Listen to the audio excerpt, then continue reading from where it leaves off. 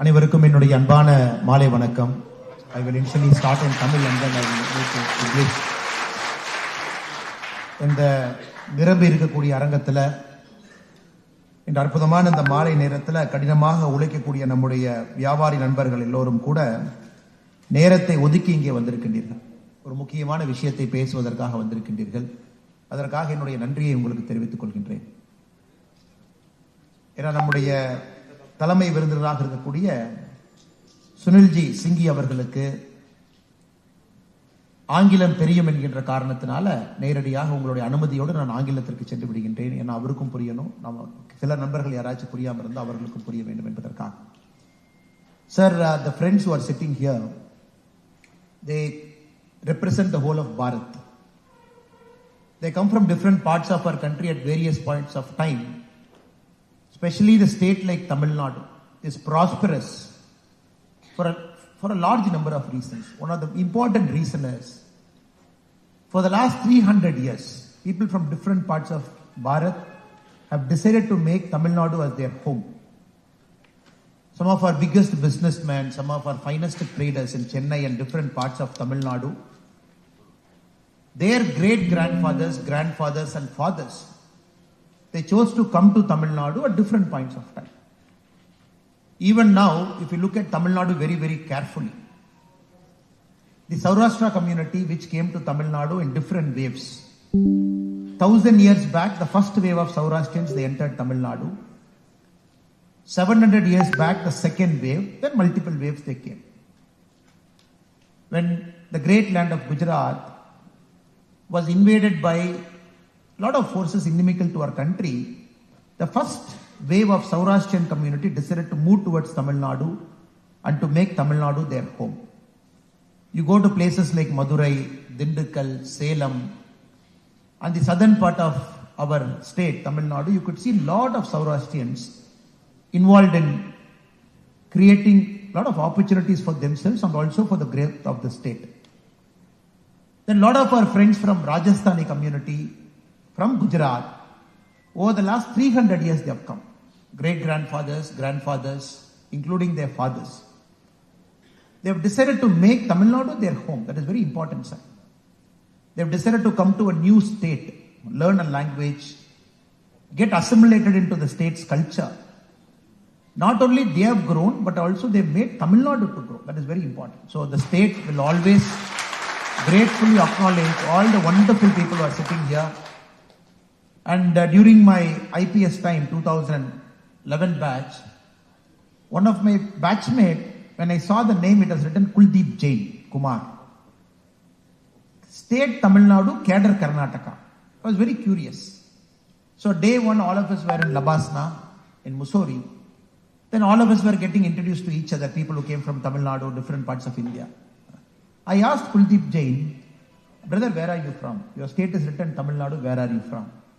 He said, I am a Tamilian. I said, where in Tamil Nadu? He said, I am from Saukarpet in Chennai. Both of us happened to go to the same cadre also, same batch, and we went to the same cadre, Karnataka.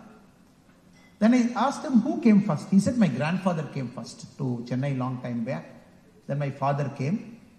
So I am a Tamilian as you are a Tamilian. I still remember the word when Kuldeep Jain in Labasna, Mussoorie, he was a great officer in Karnataka, he made a name for himself. He said, as you are a Tamilian, I am a Tamilian.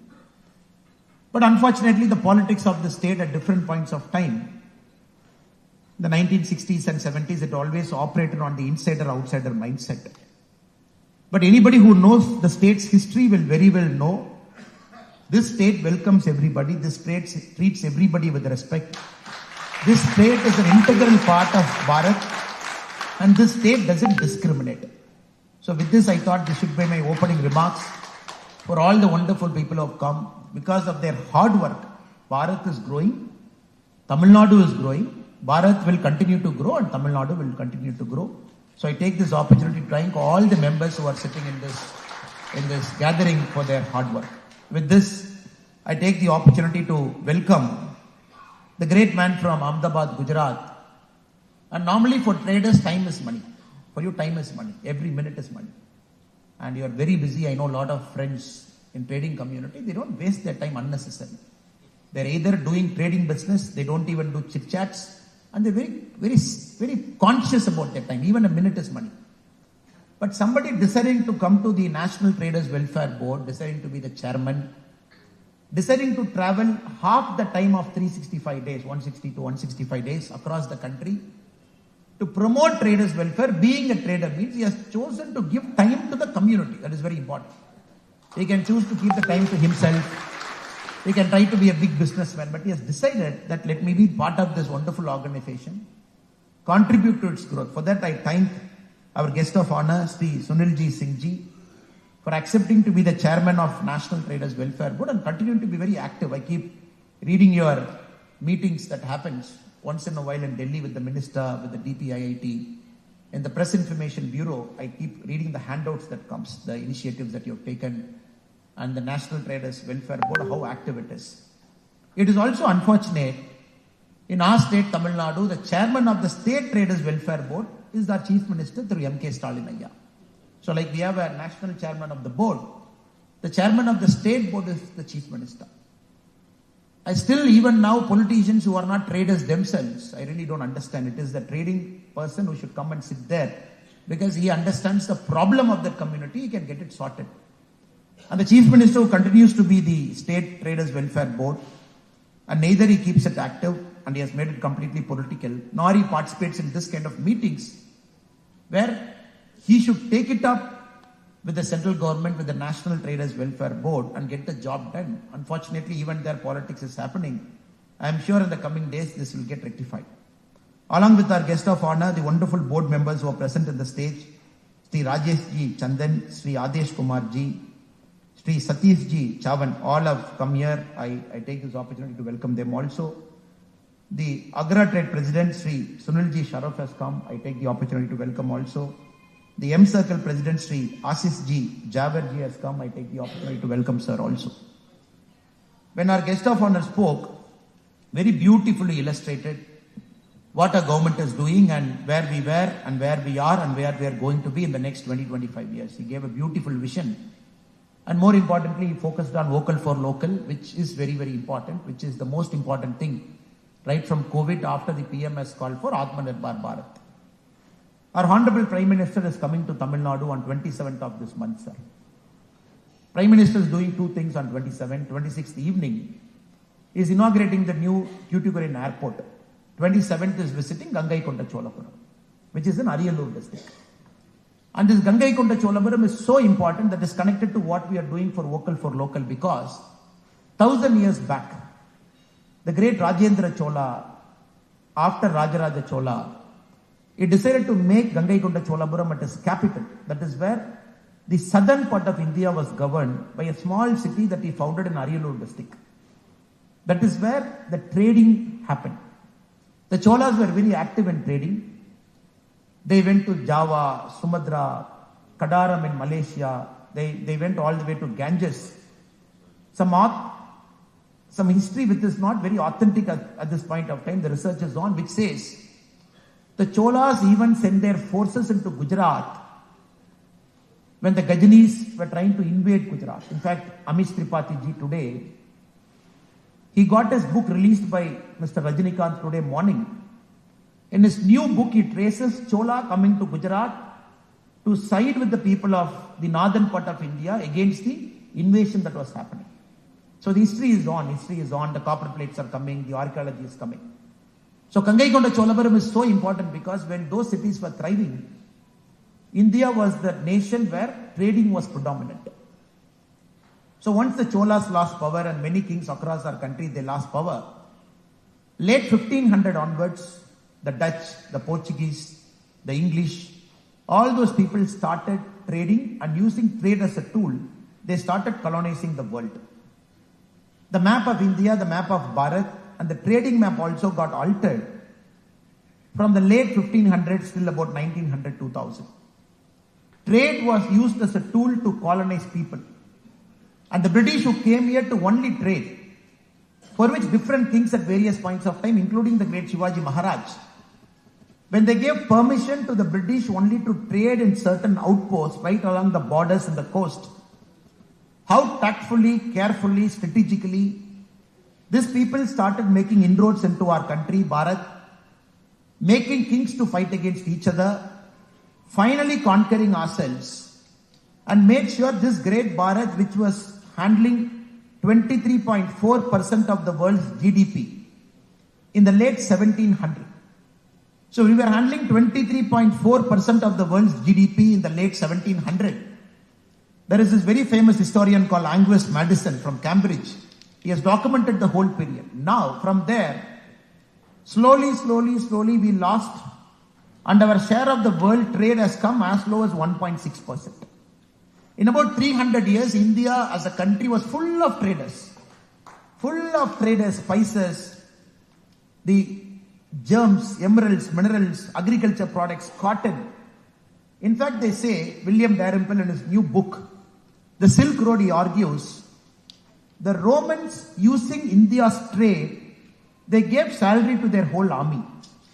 The Roman ships, for the whole army which conquered the whole of half of the world, at least at that point of time. Only the ships which traded spices from India, only using that revenue, the Romans were able to pay salaries to their standing army. Because Romans at their peak, they had a standing army which was close to 3 million, 30 lakh. So all their salaries were paid only from the spices trade of our country. So this is always a trading country. This is a country that was always favorable to the traders. And this is a country that always respected the traders. From the Cholas, we can trace all the way back to different kings at different points of time in India's history. Now, we are again talking about traders' welfare. We are talking about India should be a trading country. At this point of time, the Honorable Commerce Minister talks $750 billion we are crossing in terms of goods and merchandise, the world trade. And every new year, we are setting a new record. All the eminent people here in this gathering, you know, when we got independence, the combined Bharat, Pakistan, India, Bangladesh, which was combined at that point of time, 13th August 1947, all of us were combined. 14th August, Pakistan got out. 1971, Bangladesh was in a different name. When we got independence, on that day, the combined Bharat was world's sixth largest economy. Combined Pakistan, India and Bangladesh, sixth world's largest economy. 1991, we became world's 16th largest economy. So from 1947, if you look, trace till 1991, from 6th, India went to world's 16th largest economy. Again, if you look at 1991, where we were, India had a foreign reserve. In 1991, when the crisis happened, our reserve was only $5.8 billion. The external debt was $72 billion. That was the lowest time for our country. Why? Because of faulty economic policy. Nehruji, right from day one when he was in the government from 52 when the elections happened, they're very clear India should not have a base of traders. They were operating on a socialist economic model following the 5-year plan of Russia, promoting big industries led by PSUs, and making sure small people cannot thrive in a sector. Red tapeism, bureaucracy, inspector raj, somebody coming to your factory to inspect. Even to start a company, it took more than 6 months in the late 1970s. To close a company, it took more than a year.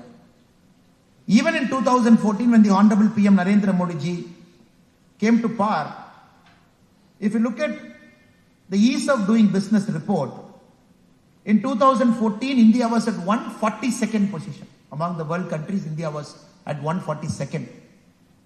So even at 2014, it was so dark. If you look at the banking sector in 2014, it was such a bad shape.